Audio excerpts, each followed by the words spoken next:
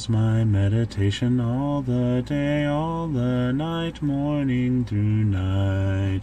And I delight in the law of the Lord, and on his law I meditate day and night. Morning Meditations with C.J. Marshall.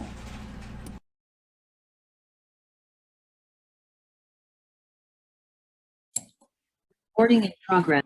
Good morning. You look around the world and what do you see?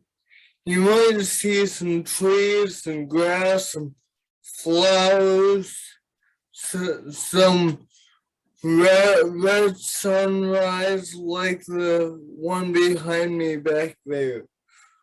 What do these prove? Do they prove anything? Do they point us to something greater? Do they point us to some creator? In Romans chapter 1, Paul writes to those who are against God and are ungodly, and he says in verse 18,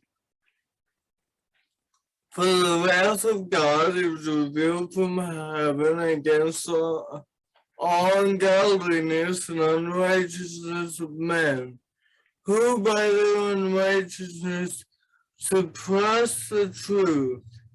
For what can be known about God is plain to them, because what God has shown them. For his invisible attributes, namely his eternal power and divine nature, have been clearly perceived ever since the creation of the world, in the things that have been made, so that they're without excuse." Paul says to the atheists, to those who reject God, that they have no excuse, because you can tell by the sunrise behind me that there is a God. Paul says the material universe, when you look around about you, when I look around about me, the only logical conclusion is a designer. So what did God do? In verse 21, for although they knew God, they did not honor him as God or give thanks to them, but they became futile in their thinking, and their foolish hearts were darkened. Paul says they knew God. Even atheists know innately that there is a God, that there's no excuse not to, because of what God's done on the earth. They know God, they refuse to admit it.